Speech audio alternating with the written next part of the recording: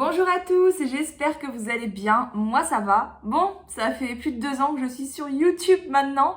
Pas 2 ans de manière assidue, on va dire peut-être 1 an de manière assidue. Enfin, je veux dire toutes les semaines. Parce que je suis arrivée sur YouTube, puis voilà, je postais une vidéo par-ci, par-là. Des fois j'étais absente plusieurs mois, puis je revenais, je postais une vidéo. Et après j'ai trouvé un rythme et j'y ai vraiment pris goût. Mais voilà, ça fait un petit moment que je suis sur YouTube. Comme vous le savez, je partage mon parcours perte de poids. Je l'ai dit dans l'avant-dernière vidéo, j'ai parlé de ma transformation physique et mentale parce que mon évolution, elle est avant tout mentale. J'ai énormément évolué de ce côté-là, même si physiquement j'ai beaucoup changé aussi. Donc je me suis dit que ce serait plutôt sympa, je pense, de faire une petite vidéo réaction à mes anciennes vidéos. Donc je vais remonter 2 ans en arrière, je vais vous montrer des petits extraits et je vais réagir avec vous, enfin je vais m'auto-critiquer en fait, ça pourrait être drôle. C'est vrai que j'ai pas mal changé quand même. Allez on y va, je regarde avec vous. Premier petit extrait, vous êtes prêts? Je regarde en même temps que vous, moi sur mon ordi. J'ai pas fait de sport aujourd'hui parce que tout simplement je me suis levée ce matin, je me sentais fatiguée donc grosse flemme. Bah alors de ce côté-là, j'ai pas changé pour le coup.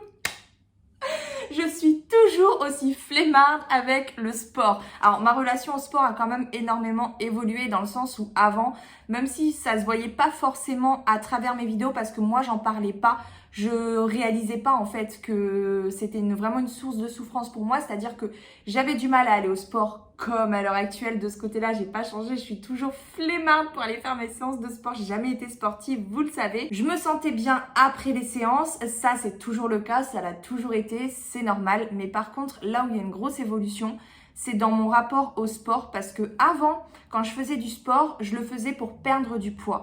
Je le faisais principalement pour ça, même si évidemment je me sentais bien après mes séances de sport, mais si j'allais au sport, ma première motivation c'était ma perte de poids. Alors qu'aujourd'hui, ma motivation numéro 1 c'est vraiment le bien-être et c'est pour ça aussi que je me mets moins la pression pour faire mes séances de sport qu'avant. Je sais que je suis pas très sportive, j'aimerais beaucoup avoir un mode de vie sportif, c'est-à-dire pas non plus être une grande sportive, hein, mais faire un petit peu de sport au quotidien, 3-4 séances par semaine idéalement, même si des courtes séances parce que je me suis rendu compte de l'effet positif que ça avait sur moi, surtout au niveau psychologique, au niveau bien-être on va dire. L'autre chose qui a énormément changé aussi au niveau du sport, c'est que avant quand je pratiquais, donc au moment de la pratique du sport, c'était hard. Mais quand je vous dis hard, c'était vraiment une grosse source de souffrance.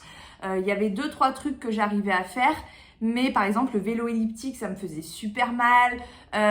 Tout ce qui était renforcement musculaire que je me forçais à faire parce que j'avais conscience que ça allait plus aider à développer ma masse musculaire et à perdre du poids. Mais ça me faisait horriblement mal, genre les squats. J'avais même lancé un challenge squat à l'époque, mais j'étais courbaturée de malade. J'avais mal après les séances, mais surtout pendant les séances, je souffrais énormément. Alors qu'aujourd'hui, évidemment, ça me demande de sortir de ma zone de confort, on va pas se mentir, on fait pas du sport comme ça, genre wouh, c'est trop facile. Mais par contre, c'est plus une source de souffrance comme ça l'était avant, parce qu'avant, je peux vous assurer, avec 120 kilos sur le dos, mais ça me faisait horriblement mal en fait. Donc il y a quand même pas mal d'évolutions par rapport au sport, mais par contre, sur la flemmardise, je suis toujours la même. Et je parlais du sommeil, c'est pareil, c'est-à-dire que avant comme aujourd'hui, quand je me lève fatiguée le matin, quand j'ai pas eu une bonne nuit de sommeil, c'est quasiment impossible pour moi de faire ma séance de sport. Faut vraiment que je me fasse mes violences quoi. Allez, autre petit extrait, donc là je tire de mon tout premier vlog, donc ça fait vraiment plus de 2 ans pour le coup. Encore des pâtes, toujours des pâtes. Encore des pâtes, toujours des pâtes. En fait, j'ai pris ce petit extrait parce que c'est celui qu'on m'a ramené dans la figure en fait et c'est ça qui m'a donné l'idée de faire cette vidéo. Donc une de mes abonnées qui a commenté un de mes derniers posts sur Instagram en me disant mais en fait ton évolution elle est incroyable au niveau de ton rapport à toi-même, comme quoi j'avais tendance à être méchante avec moi-même. Et ça m'a choquée parce que même si je le sais, je pensais pas que ça se voyait en fait à travers mes vidéos. C'est-à-dire que moi quand je disais ça par exemple, encore des pâtes, je le pensais réellement et aujourd'hui je comprends encore pourquoi je le dis. Effectivement avant mon alimentation se résumait quand même toujours quasiment à la même chose parce que j'aimais pas les légumes, parce que je cuisinais pas énormément, je mangeais beaucoup d'industriels. D'ailleurs, j'ai aussi comparé mon frigo qui était plein de cochonneries avant. Là, aujourd'hui, c'est quand même mieux, même si c'est loin d'être parfait, qu'il y a encore beaucoup de choses à modifier. Mais si on compare l'évolution de mon frigo déjà de avant à aujourd'hui, il y a quand même du changement. Quand je voyais les 3 paquets de lardons, alors qu'aujourd'hui, j'en achète un parce que un maximum par semaine. Non, avant, c'était 2-3 fois par semaine des pâtes carbonara, par exemple. Aujourd'hui, je diversifie mon alimentation et ça, je pense que c'est important quand même. C'est une belle évolution dans mon parcours. J'ai appris à goûter les légumes. J'ai toujours pas une relation hyper saine non plus avec les légumes. C'est-à-dire que il y en a pas énormément que j'aime. J'en mange pas forcément à tous les repas, mais j'en consomme mais beaucoup plus qu'avant. Et évidemment, je mange moins de pâtes. C'est vrai qu'avant, je mangeais beaucoup de pâtes et riz. Aujourd'hui, je vais varier quand même davantage. Là, mon dernier plat, il y avait des pommes grenailles. Des fois, je vais manger plus du boulgour, du quinoa, de la semoule. Voilà, toujours des féculents, plein de choses. Mais je varie davantage et franchement, ça m'aide énormément de manger diversifié comme ça. Autant c'est plaisant de jamais manger toujours la même chose, autant ça aide dans mon parcours, on va pas se mentir. Après, par rapport au fait que j'étais méchante avec moi-même, j'arrive pas forcément à le voir dans mes vidéos. Moi, c'est plutôt à ma manière de parler que je me rends compte qu'il y a vraiment une évolution. Je suis plus sûre de moi. Faut savoir que moi, avant, j'avais aucune confiance en moi. Et encore, quand j'ai commencé à partager, ça allait mieux. J'ai connu pire. Je pense que j'étais pas loin du zéro à une période de ma vie. Là, je suis arrivée, j'ai partagé... Bon, j'avais pas encore confiance en moi, mais c'était quand même mieux. Aujourd'hui, il y a encore de l'amélioration et on peut encore travailler dessus. Je dirais que je suis dans un bon 6, 7 sur 10 peut-être au niveau de la confiance en soi. Ce qui est déjà pas mal parce que c'est vrai qu'au début, quand j'ai partagé, je pense que j'étais plus autour de 3-4. Donc oui, j'avais ce rapport, mine de rien, à moi-même qui était plus dur, plus sévère et moins sûr de soi. Et effectivement, même si je le disais pas ouvertement, je crois pas en moi, je m'aime pas, je suis dégoûtée de ce que je fais, de ce que je mange, de ce que je porte. J'ai jamais dit les choses comme ça, mais je pense que ça s'est ressenti à travers les vidéos. Effectivement, là où aujourd'hui, quand on compare, on voit facilement l'évolution. Peut-être un exemple plus parlant, je vous le montre. Ah, rien d'exceptionnel, hein. C'est sûr qu'il n'y a rien d'exceptionnel là-dedans. Donc en gros, je m'habille parce qu'il faut s'habiller. Mais ça me fait pas forcément plaisir, ça me plaît pas forcément. C'est vrai que j'étais très dure avec moi-même, mais moi le message que je voulais faire partager et qui est vrai quand même, je tiens à le dire, c'est qu'au début de mon parcours, j'avais énormément de mal à m'habiller. C'était un gros problème pour moi et c'était aussi une source de souffrance. Parce que déjà mon rapport à mon corps était compliqué parce que je me sentais très mal à ce poids-là. Franchement, j'avais mal partout, je souffrais, j'étais tout le temps fatiguée. Voilà, déjà mon corps était en souffrance, mais en plus de l'aspect, je me sentais pas jolie. Faut dire ce qui est, je me sentais pas du tout jolie au début. Et surtout, j'arrivais même pas à me mettre en valeur en fait parce que tout ce que je trouvais dans mon armoire ou dans les magasins, ça m'allait pas. Alors je prenais pas le risque de commander sur internet parce que déjà à l'époque je faisais pas trop ça, j'avais pas confiance. Les choses évoluent petit à petit. Maintenant je commençais à acheter plus les vêtements pour mes enfants, mais à l'époque, je dis ça à l'époque, ça fait que 2 ans, mais c'est vrai que ça fait pas très longtemps que je commande sur internet. En tout cas j'avais pas confiance avant pour commander sur internet, donc c'était les magasins et je trouvais pas ma taille. Quand j'allais dans les magasins grande taille, j'aimais pas du tout les modèles, j'aimais pas les couleurs et puis sur moi ça faisait jamais bien, donc c'était très compliqué et finalement je portais quasiment que, je vous montre, ça c'est un legging, ça va ici, voilà, c'est pareil, je mets beaucoup de leggings, il faudra peut-être que j'arrête avec ça. Voilà, je portais quasiment que des leggings et des t-shirts de ce genre là, voilà. C'est vrai que de ce côté-là, j'ai pas mal évolué. Je mets plus trop de leggings au quotidien. Enfin, si j'en mets, mais des jolis leggings. Jolis leggings de sport. Avant, c'était des vieux leggings noirs, premier prix, que je trouvais, en fait, qui étaient même pas à ma taille. Mais ils étaient tellement élastiques que je rentrais mes fesses dedans. Même si, vous savez, un tissu qui s'élargit, au final, devient un peu plus transparent. Bref, je vous épargne les détails. J'étais vraiment très mal dans ma peau au début de mon parcours. Vraiment très mal. Et d'ailleurs, j'ai énormément cheminé de ce côté-là au cours de mon parcours perte de poids. Je vous repasse quand même une petite vidéo sur, sur le fait d'aimer son corps parce que c'était vraiment, ça fait partie de mon évolution, c'est hyper important quoi. Pourquoi je préfère attendre d'avoir atteint une taille 46 pour mettre une jolie tenue et sortir le vieux legging de 3 ans qui me dévalorise tellement? Parce que je ne suis pas à l'aise dans cette tenue. Parce que rien ne me va, car j'ai tout acheté trop petit. Parce que je refuse ce corps. Parce qu'il est trop gros. Parce qu'il est moche. Mais est-il vraiment moche, mon corps? Est-ce qu'une cicatrice, c'est moche? Est-ce qu'un bourrelet, c'est moche? Qui a dit ça? Qui a dit ça? Mon corps n'est pas moche. Non, ton corps n'est pas moche. Il ne rentre juste pas dans la norme sociale. Pour gagner mon combat, je sens qu'il me faudra bien plus qu'une perte de kilos. Il faudra que je mène un autre combat en même temps, celui d'aimer mon corps. Rien n'est acquis, mais tout est possible. Et franchement, dans cette vidéo, ça démontre quand même une grande souffrance de laquelle je prenais conscience et je m'extirpais petit à petit. Je dirais que ma reconnexion, ou ma connexion, grande question, parce que j'étais obèse quasiment depuis l'adolescence en fait. Donc on va peut-être parler plutôt de connexion que de reconnexion. Ma première réelle connexion à mon corps a commencé là, a débuté là. Et c'est un long chemin qui n'est d'ailleurs pas terminé. Je pense que de toute façon on peut toujours avancer de ce côté-là.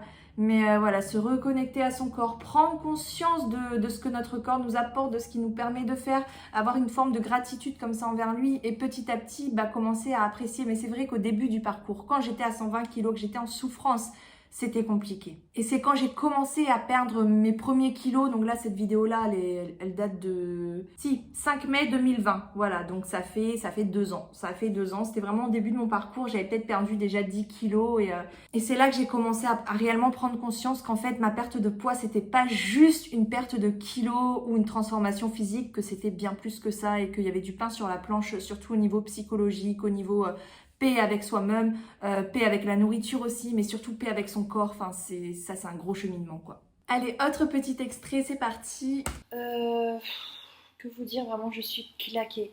Là, je suis vraiment déglinguée, en fait. Enfin, je crois que c'est la petite course que j'ai fait tout à l'heure qui m'a vraiment fatiguée. Je ne sais pas si c'est lié au surpoids, mais je pense, parce que je me rends compte quand même que je fatigue vite. Enfin, ne serait-ce que pour aller faire des courses, monter les escaliers, je m'essouffle vite, je me retrouve à avoir mal aux jambes, mal au dos, mal à la hanche là. Donc là, je témoignais en fait de mon quotidien qui était quand même difficile et douloureux, mais je m'interrogeais, je me demandais si c'était vraiment la faute de l'obésité, si c'était à cause de mes kilos en trop que je me sentais comme ça ou pas. Maintenant, après avoir perdu du poids, je peux affirmer à 200% que oui, un grand oui, c'est à cause du poids que je me sentais comme ça. Et franchement, l'évolution de ce côté-là, elle est juste dingue, elle est monstrueuse. Le fait de bien se sentir dans son corps et de pouvoir bouger, de pouvoir s'activer, de pouvoir faire des choses tout au long de la journée, la fatigue qu'on ressent. Donc là, je parle des courses, et bien c'est pas des bêtises, c'est-à-dire que le simple fait d'aller faire des courses, pour la semaine, pas forcément le plein pour le mois ou quoi, mais d'aller dans un magasin, de passer 1 heure dans un magasin, donc à marcher avec un caddie, de mettre les choses dans le panier, dans le caddie. Tout ça aujourd'hui, je le fais, ça me demande aucun effort, au contraire, ça va me mettre un plaisir. Mais avant, je vous assure que ça me fatiguait énormément. Donc je vous laisse imaginer les journées de travail ou les journées où j'étais à la fac, même si j'étais assise toute la journée, où je devais faire quelques petits déplacements, monter des escaliers avec mon poids énorme que je portais. Et je rentrais le soir, il fallait que je fasse le ménage, il fallait que je prépare à manger, il fallait que je m'occupe de mes enfants. Et ça, c'était très difficile pour moi parce que, en fait, arrivé le soir, j'étais HS. J'étais claquée de chez claquée. Je n'avais plus d'énergie en fait parce que j'avais déjà gaspillé toute l'énergie disponible et qu'il n'y en avait pas beaucoup de disponible de l'énergie. Ça, c'est vraiment une réalité. Je me posais la question à l'époque, je partageais juste mon quotidien, je témoignais de ce que je vivais chaque jour. Mais avec le recul, avec la perte de poids, je me rends compte que effectivement de ce côté-là, il y a une énorme évolution. Aujourd'hui, je peux sortir, faire 10 000 pas d'un coup, limite je sens rien. Avant 10 000 pas, mais j'aurais eu les pieds en feu, j'aurais eu mal au dos, j'aurais eu des douleurs à la hanche, des douleurs aux genoux. Là, ça fait bizarre de me regarder comme ça parce que je me rappelle à quel point j'étais en souffrance, mais au final, c'était devenu normal pour moi parce que c'était devenu mon quotidien. Donc, je le partageais un petit peu comme ça, comme je parlais à une copine pour lui dire voilà, je me sens comme ça, comment tu te sens? Aujourd'hui je suis fatiguée, il fait beau, il pleut, enfin voilà, pour moi c'était quelque chose de normal, même si j'interrogeais le fait que peut-être que c'est mon obésité qui crée ça, mais je me posais réellement la question, est-ce que tout le monde se sent comme ça? Je n'osais même pas imaginer qu'à l'heure actuelle là, avec 35 kilos de moins, je me sentirais comme je me sens aujourd'hui, c'est-à-dire beaucoup mieux. Le soir, j'ai encore de l'énergie. C'est aussi grâce à ça que j'arrive à cuisiner plein de recettes différentes. On va pas se mentir. Ma maison, elle n'a jamais été aussi propre parce que avant, c'était impossible pour moi j'arrivais pas à nettoyer. Je sais pas si vous avez remarqué, hein, mais dans mes premiers vlogs, le ménage, c'était pas la même chose chez moi. J'avais pas l'énergie. Je rentrais le soir, j'étais claquée. La priorité, c'était de m'occuper de mes enfants. J'étais fatiguée, vraiment, j'étais fatiguée constamment. Je portais mon poids dès le moment même où je me levais de mon lit le matin. Et encore même pour dormir, je souffrais. Je me souviens, déjà, j'avais du mal à respirer parce que, vous savez, quand je dormais, j'avais le haut de ma poitrine qui venait s'aplatir sur mon cou. Et ça me bloquait ma respiration. Enfin, je pouvais pas me mettre dans n'importe quelle position. Bref, en fait, j'étais en constante souffrance jour et nuit. C'était un truc de malade. Et je m'en rendais même pas compte parce que comme c'était tous les jours et que c'était comme ça depuis des années, c'était devenu mon quotidien, donc je l'avais normalisé quelque part. Mais j'étais en souffrance. J'étais en souffrance physique et j'étais en souffrance psychologique. Autre petit extrait. Hier soir, vous avez vu, j'ai fini au McDo et je me suis pas privée. Donc je pense que j'ai fini ma journée à plus de 2000. Catastrophique. Ce matin, la balance n'était pas contente du tout. Et ce matin, du coup, j'ai pas déjeuné, je suis à jeun. Je vais à la salle de sport. J'ai besoin de me défouler, j'ai plein de choses dans la tête, que j'ai besoin de m'aérer la tête. Et j'ai besoin d'éliminer le McDo. Donc, retour à la salle de sport. Depuis le confinement, c'est la première fois. Donc j'appréhende un petit peu. Mais ça va bien se passer. Vous avez entendu le fameux « j'ai besoin d'éliminer le McDo ». Voilà, ça démontre encore la relation que j'avais au sport avant, avec le sport avant. C'est plus du tout la même. Mais je sais pas si vous vous rendez compte en fait là de l'évolution de dingue, même concernant la perte de poids en elle-même. C'est-à-dire que j'ai quand même fait pas mal de choses correctement dans mon parcours, perte de poids dès le début parce que j'avais des antécédents, j'avais déjà fait des conneries dans le passé. Mais c'était pas encore ça. Regardez, là je me punissais parce que j'avais fini au McDo la veille. Donc j'avais dépassé mon quota calorique journalier et j'avais repris du poids sur la balance. Donc j'étais pas fière de moi. Donc le matin, je me suis levée en mode je vais me punir, je vais rattraper les dégâts, je vais aller éliminer le McDo sur le tapis de course à la salle de sport. Aujourd'hui, plus jamais je fais ça. Aujourd'hui, je suis en mode écoute, c'est pas grave, il n'y a pas de mal, t'as le droit de te faire plaisir aussi de temps en temps, c'est humain, c'est normal que ça arrive. C'est pas parce que j'ai mangé plus la veille que je vais me lever le matin en mode faut que j'élimine les excès de la veille. Non, pas du tout, chaque journée est différente. Ce qui compte, c'est plutôt l'équilibre sur la semaine. Alors que là, j'étais vraiment dans un calcul. C'est aussi pour ça que j'ai arrêté de faire mes petits calculs parce que avant, mon déficit calorique, je le faisais pas en fonction de mon corps. Je connaissais pas encore mon corps. Aujourd'hui, je fais en fonction de ce que je connais de moi. Mais avant, je me basais sur des calculs. Je calculais mon métabolisme de base, le déficit calorique optimal pour perdre du poids. Et de là, je faisais des petits calculs pour maigrir. Donc ça, je ne le fais plus. Parce que c'est pareil, ça m'a enfermée dans une spirale. Dans mon perfectionnisme aussi, c'est-à-dire que si j'avais le malheur de faire un échec, il fallait absolument que je rattrape ça. Et si je le rattrapais pas, qu'est-ce qui se passait? Foutu pour foutu. Regardez, c'est exactement ce qui s'est passé. C'est dans le même vlog, c'est à la fin de ce vlog-là. C'est parti en cacahuète, voilà, j'ai complètement craqué. Bah oui. J'ai repris 1,5 kg aussi, j'ai dit, donc dans ce vlog-là. Exactement le même vlog, c'est-à-dire que ce que vous avez vu au début, donc je vais à la salle de sport parce que j'ai mangé un McDo la veille, c'était le début du vlog, et ça, c'est la fin du vlog. Bah oui, parce que le fait de se punir, de répondre à sa culpabilité comme ça un petit peu en essayant de compenser, de rattraper soi-disant les dégâts de la veille, déjà quelque part c'est que tu n'es pas d'accord en fait avec ce que tu as fait, tu considères ça comme une erreur, comme une bêtise même, c'est un peu comme si j'étais mon propre parent qui punit mon propre enfant, je sais pas si je suis claire. Enfin bref, il y avait beaucoup de culpabilité et là effectivement on peut se rendre compte que j'étais dure avec moi-même quoi. Et forcément ça marche pas, je me punis de mes excès, je vais à la salle de sport, ça va pas me sauver ma semaine, au contraire derrière, vu que mon foutu perfectionnisme ne m'a pas mené là où je voulais, eh bien qu'est-ce que je fais? Foutu pour foutu, je lâche tout et puis je retombe dans mes mauvais travers et je mange tout ce que je veux et n'importe comment. Et là, je reprends du poids et puis j'arrive en vlog et je dis voilà, la semaine est partie en cacahuète. C'est même le nom du vlog, la semaine est partie en cacahuète. Mais c'est normal parce que j'ai pas accepté le simple fait que je sois allée au McDo, que j'ai une journée qui est, à la limite peut-être j'ai tout explosé sur cette journée.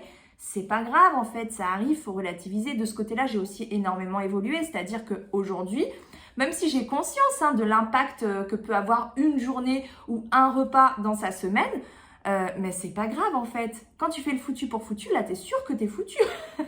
Alors que quand tu prends les choses tranquillement, on va dire, en acceptant le fait que bah y a des jours où ça va mieux, il y a des jours où ça va moins, et bah c'est normal. Et à partir du moment où tu acceptes ça et où t'es plus indulgent, plus sympa avec toi-même, bah, ça se passe beaucoup mieux. Et de ce côté-là, c'est pareil. Je me rends compte que autant j'ai énormément évolué, surtout au niveau de ma perte de poids, dans ce côté perfectionnisme, à vouloir toujours viser une grande perte de poids. Si je fais le moindre écart, ça ne va pas. Je n'accepte pas l'échec. Si je me plante, et ben voilà, je laisse tout tomber, foutu pour foutu.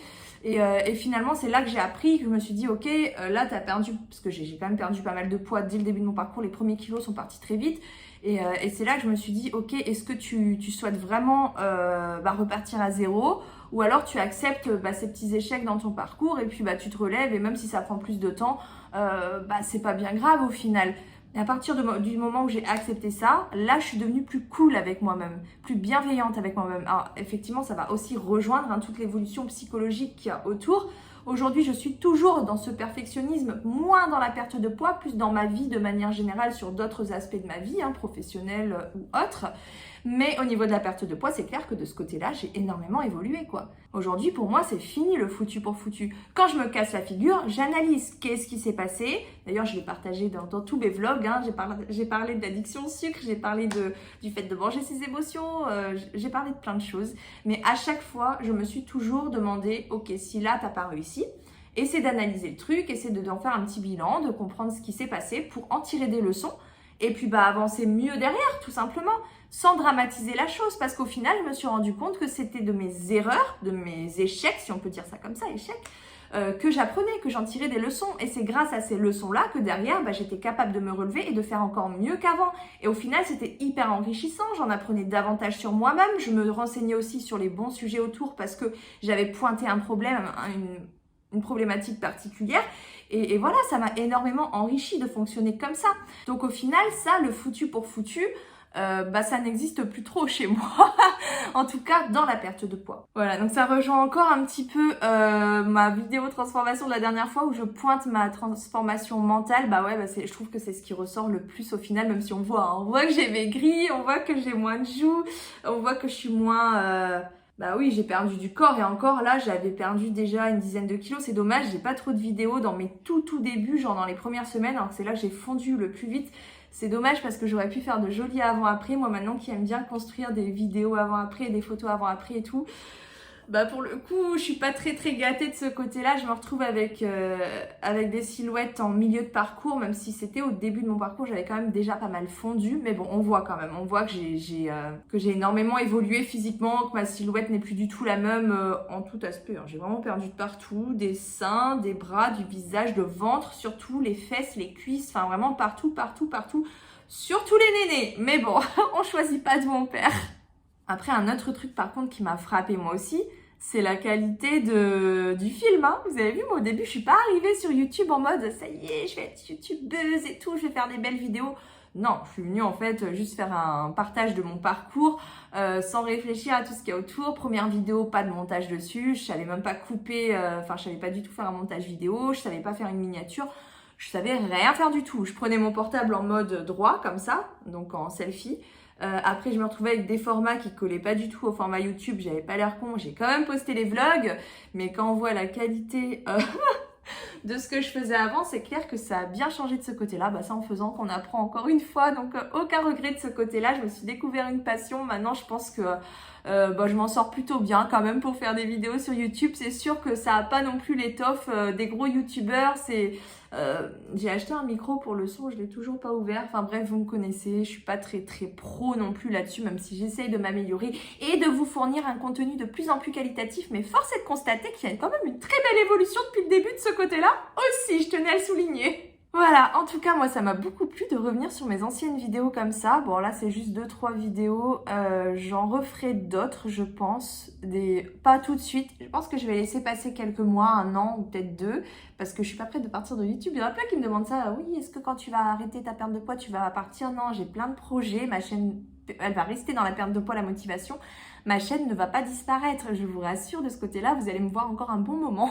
Donc d'ici plusieurs mois, je referai, je pense, une petite vidéo comme ça, retour, réaction à mes anciennes vidéos. Du coup, je prendrai plutôt des vidéos en milieu de parcours. Pour l'instant, je pense que c'est un peu frais. Il s'est passé pas mal de choses aussi dernièrement dans ma vie, à moi. Et j'ai pas forcément, je pense que je suis pas encore prête à... J'ai pas encore assez de recul en fait pour analyser ce genre de vidéo qui s'est produit il y a 3 mois ou un truc comme ça. Donc il s'est passé des choses, mais c'est pas le moment encore de revenir dessus. Je pense qu'il faut laisser couler un peu de temps pour que ce soit vraiment bien digéré. Et à ce moment-là, je reviendrai et je vous dirai toutes les choses que je ne vous ai pas dites et que je sais que vous avez envie de savoir. Mais c'est pas le moment encore parce que voilà. En tout cas, j'ai bien changé depuis le début. Je suis vraiment fière de moi. Plus bienveillante aussi envers moi-même. Je pense que vous l'avez constaté.